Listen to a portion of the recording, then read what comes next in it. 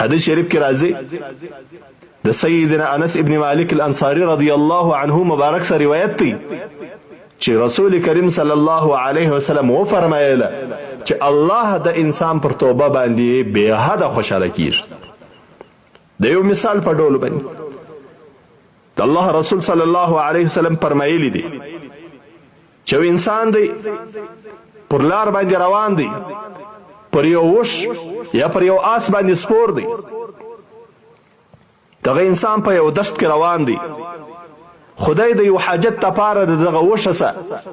د دغه خپلې دابې سره راکښته سي او پر دغه وش باندې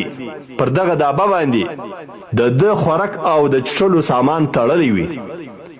دغه انسان دی په یو دشت کې چې سر او پای نه معلومیږي، په داسې دشت کې له دغه خپلې دابې راکښته سي د یو عذر په خاطر باندې. خو په دغه حالت کې دغه دابه او وش ځینې ولاړ سي. خو دغه انسان د دې څخه نا امیده سي چې بیرته به زما دغه دابه یا دا اوښ بیرته ماته راځي. نو دی په یو داسې دشت کې دی او ډېره سخته ګرمي ده ورباندې. په دغه دشت کې د ده دا زړه ته ولویږي چې زه دا دشت په مزله باندې نسم پرې کولی، د دغه دشت څخه نسم وتلی او سخته ګرمي ده، دا یې زړه ته تېره سي چې نور زه مرم.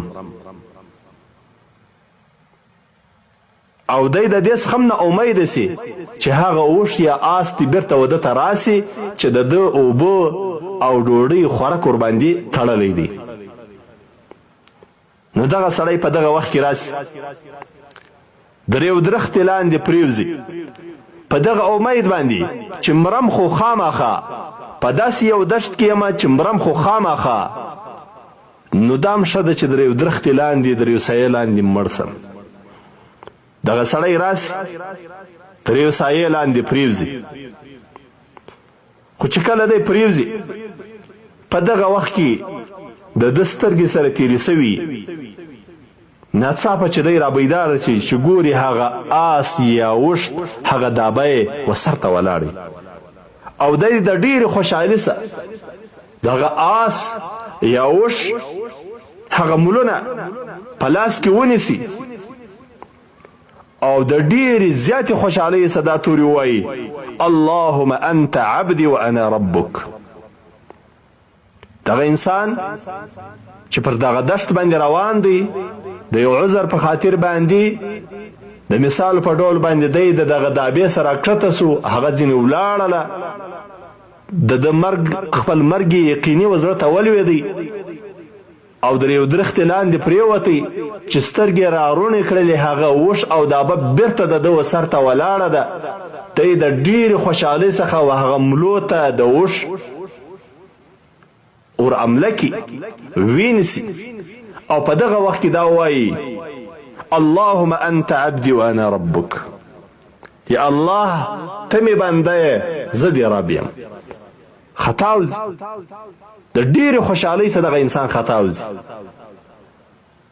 چې الله د مرګه څه بچاو کړلم، الله به د دغه سختې تندې او لوږې څه چې زه به مړ کېدلم الله ځینې خلاص کړلم. نو د ډېرې خوشحالۍ سره چې دغه کلمات یې ووایي، یعنې په خوله کې خطا وځي، الله جل جلاله د مؤمن مسلمان په توبه باندې در دغه له هم زیات خوشحاله کېږي. چې کله مؤمن مسلمان خپلې ګناوې د رب العالمین په دربار کې کښېږدي او رب کریم ته دا خواست وکړي چې رب کریمه ته مو ګناوې معاف کړه. رب کریم د انسان د دغې خوشحالۍ سره چې له مرګه خلاص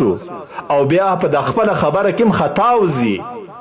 ده به دا ویل چې یا الله ته مې رب یې زه دې بنده یم، لیکن خطا وتی ده دا وویل چې یا الله زه دې رب یم ته مې بنده یې. الله یعوذ بالله داسې وویل په خطا کې.